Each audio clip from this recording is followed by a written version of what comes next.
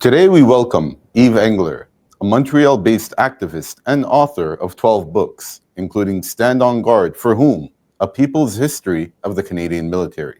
He is a fierce critic of Canadian foreign policy. Yves has been especially outspoken about Canada's unwavering support for Israel, its military ties, and its suppression of Palestinian solidarity movements. His activism has made him a controversial figure, often clashing with politicians and media narratives. Yet, like Noam Chomsky, he remains committed to exposing injustice and pushing for systematic change. Yves, thank you for joining us today. Thanks for having me. For those who may not be familiar with your work, can you give us a brief overview of your activism and writing? Yeah, I've been active for 25 years or so, since kind of my late teens, early 20s, and I've written 11 different books on different elements of Canadian foreign policy. One on Canada's role in Haiti, Canada's support for Zionism, Canada's long fight against democracy. My most recent book about Canada's role in co-authored book with Owen Schock about Canada's role in coups abroad. And I've done lots of different activism of different sorts over the years.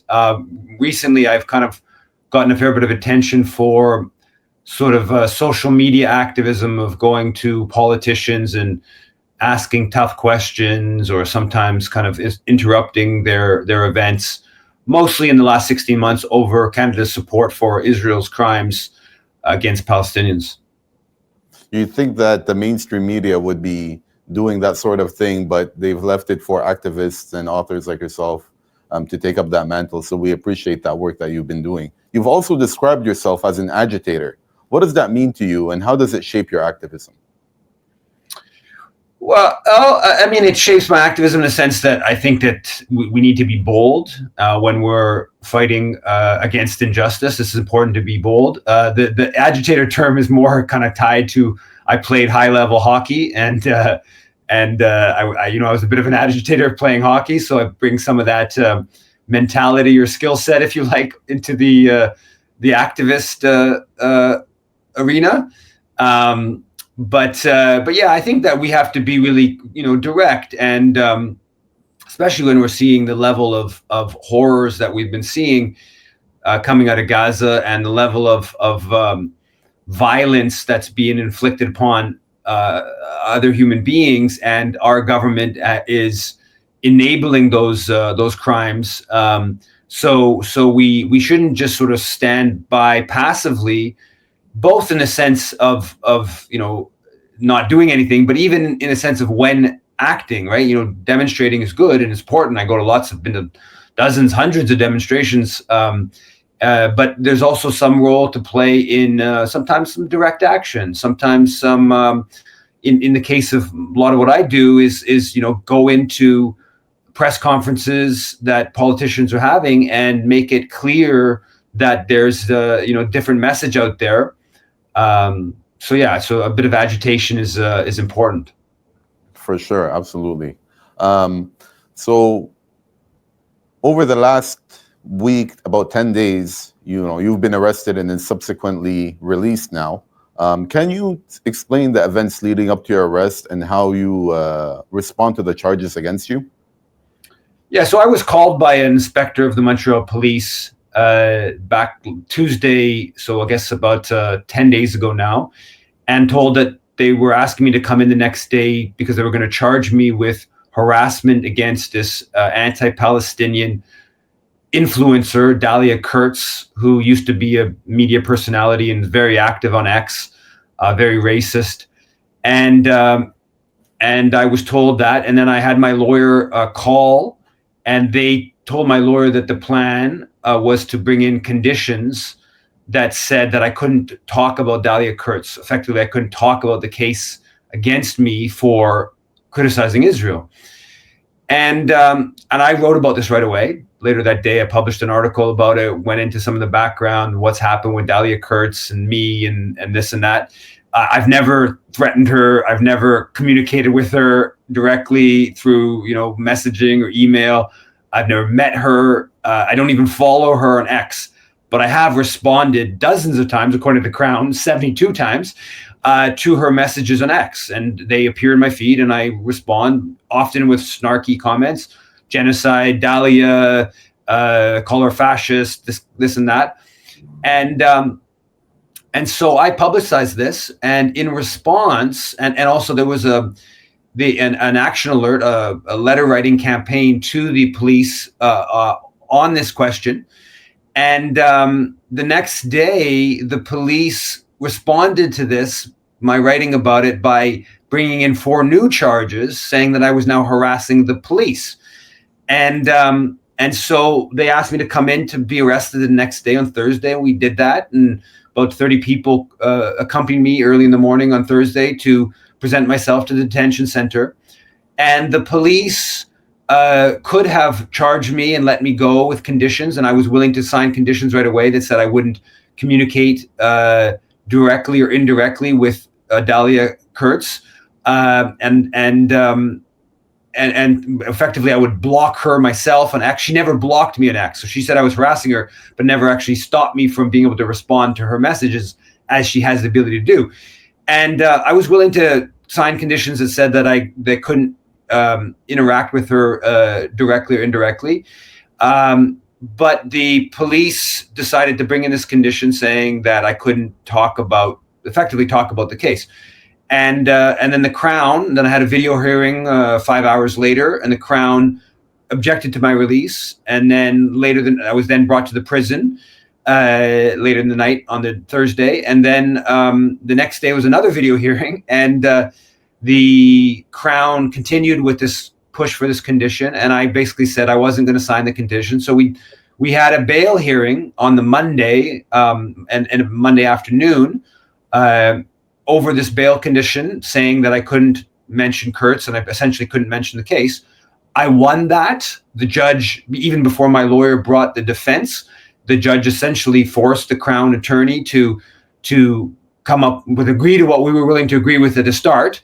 And so I effectively spent 5 days in jail to win the right to talk about my case. And in a sense, I spent 5 days in jail for nothing, because I was willing to agree to all this beforehand. We communicated that to the police and then later on to the Crown attorney, but they were intent on trying to force this quite honestly outrageous condition, anti-free speech and obviously anti-Palestinian condition. And we won. It was a huge outpouring. There was 100 people that showed up at the courthouse in the morning.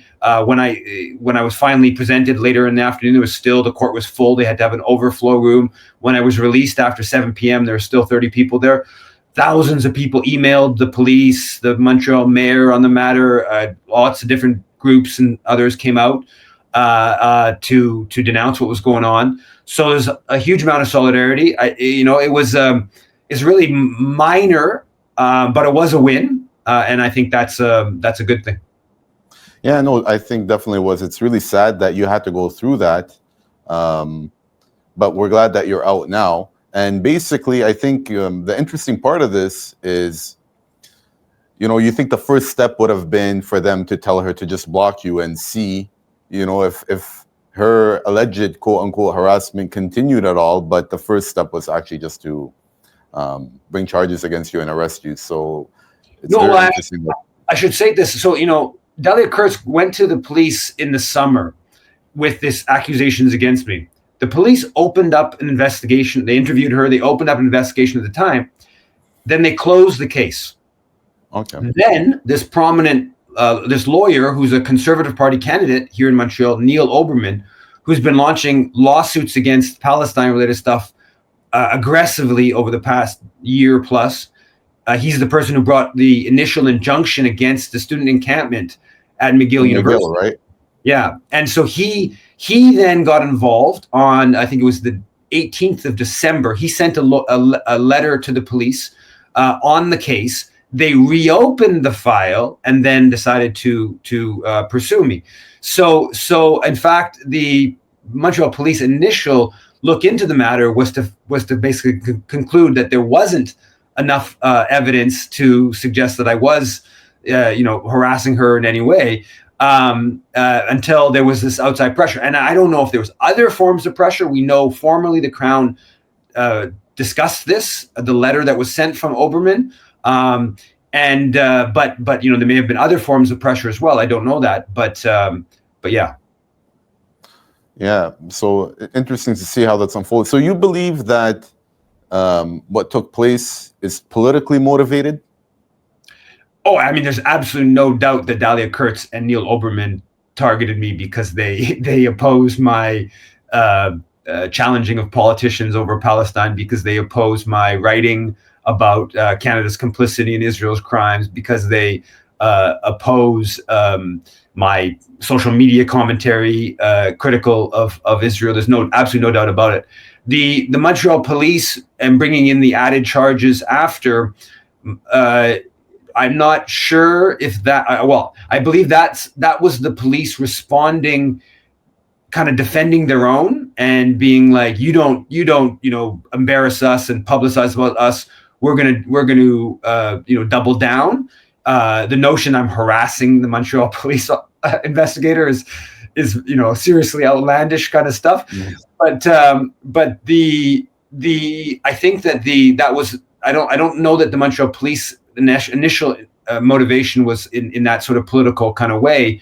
But then once I pushed back on what they were doing, they doubled down. And I think that there was an okay from higher up in the Montreal Police Department. And I've challenged the Montreal mayor on Palestine specifically, but actually a number of different other issues.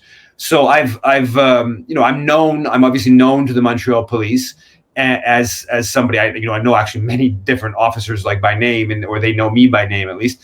So I think that there was a sense of, okay, we're going to bring these 4 charges. We have this opportunity to sort of like go at him a bit. And I think there's an element of that.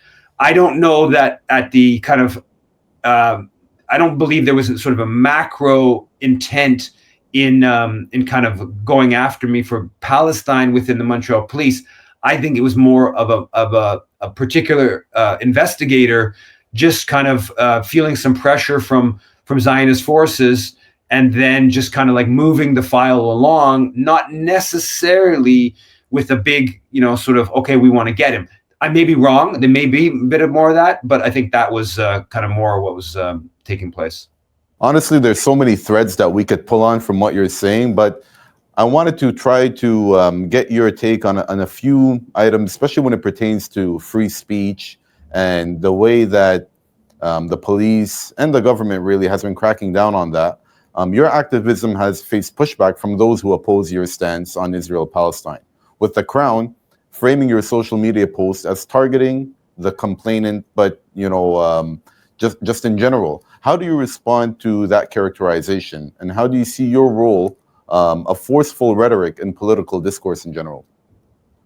I think forceful rhetoric is absolutely necessary when there's babies being blown up, and Canada continues to provide all kinds of support, from weapons, from registered charities assisting the Israeli military, from trade agreement with Israel, from intelligence agencies in Canada supporting, providing intelligence for the Israelis. So I think that hard rhetoric is absolutely necessary. I think we need to shake up this political culture that is very imperialistic and indifferent to suffering that happens by those at the hands of the U.S. empire and Zionism. So I think that that kind of stuff is necessary. And I respond by I'm a nonviolent person. Aggressive words, challenging power is all part of the democratic process. Yeah, I think a lot of activists have a certain now, at least they're conscious of it, if not fearful of freedom of speech and what that's meant to the movement, especially for Palestine. And we've seen increasingly harassment laws being used involving political activism and to silence critics of Israel. What impact do you think this is having on free speech in Canada? Yeah, there's like my case kind of got a lot of attention, but the reality is there's been dozens, probably hundreds of people who've been targeted over the past year plus on Palestine related, and who've been had their houses raided, have been jailed. The most infamous one is the Indigo 11, where they're alleged to have put up posters on the Indigo because of the owner of Indigo who supports the Israeli military through the Hesek Foundation for Lone Soldiers. And there's all kinds of cases. I know of many that are in the public domain and many that are not, that I've been contacted by people. So there is a abuse of state power on behalf of, in service of Israel's crimes, and that needs to be denounced. And a week before I got arrested, I was part of a panel called The New McCarthyism in Canada, with a lawyer from the BC Civil Liberties Association, that we went into a number of the cases targeting Palestine solidarity. And so there is an attack against freedom of expression. The sort of right-wing forces who claim they oppose cancel culture and the woke agenda, cancel culture, they are very happy to cancel the rights of those opposing genocide. And so, pushing back against it's important. It takes up resources. It's time consuming. It takes away from the campaigning, and that's part of why it's done. The Zionist groups have very explicit strategies around lawfare and pursuing, trying to get the state to target activists. So we need to push back against that. But yeah, I think the struggle for Palestinian liberation and freedom of expression are actually quite connected. And I think in the case that that I've experienced recently is a prime example of that, where it was really a battle for simple free expression, but it really was a story about the targeting of those opposing Canada's complicity in genocide. For sure. I think it is definitely a critical time, and it's going to require work from people such as yourself and other activists and people that care about freedom of speech. Especially in Canada, it's surprising to see how it's unfolded. I know PEN Canada has raised concerns about your case and the potential of threat to free speech, and this is, I believe, part of a broader crackdown on activism. It's definitely part. Sorry, go ahead, please. It's definitely part of a broader crackdown on activism, and it's one that everyone needs to speak up and denounce and push back against. But what was really nice, actually, was your recent arrest had prompted significant outpouring of support from advocacy groups, political figures, and the public in general. How has this support influenced your perspective? The solidarity was absolutely wonderful. All kinds. There was a song written about it from a U.S. folk singer, Roger Waters, well-known musician from Pink Floyd. Yeah, I saw that. Did a social media clip. International support from different prominent people. You mentioned PEN Canada wrote a nice letter to the Montreal mayor and chief of police. And most importantly was the thousands and thousands of emails sent. I think one of them was over 6,000, and then people who showed up. So it was absolutely it helped also to put the judge, to make sure the judge understood that this wasn't something just to kind of like move along, and there was a big issue of freedom of expression and Palestinian rights. For sure, it was great to see, not just from I think Canadians and activists here, but big figures like Waters and from around the world. So it was touching in that way. I wanted to ask you. I know we're tight on time always, as the world works, but just to get your opinion on the media and its shaping of public perception of activism, particularly when it comes to criticism of Israeli policies? Well, the media, first of all, doesn't represent what the crimes Israel committed properly, right? So it doesn't portray the issue properly. And then those who are challenging Israel's crimes, it demonizes them as anti-Semitic, as the pro-Hamas, as different forms of often there's lots of Islamophobia in their depictions. So it doesn't cover the issue at hand properly, and it doesn't also cover Canada's complicity, the scope of Canada's complicity properly. And then it demonizes those who are objecting to what's transpiring. So I would say the media is deeply complicit in enabling the Canadian government to assist Israel in its apartheid and genocide. So I know we could probably pull on a lot of, speak about a lot of these issues, and we want to hear more from you. Hopefully we can have you back in the future, but thank you so much for your time. Really appreciate it. And good luck to you on your case. Thanks a lot. Thank you so much for watching our interview. Please keep watching Muslim Network TV for more interviews like this, as well as our news and other very exciting programs that are coming your way. Salam.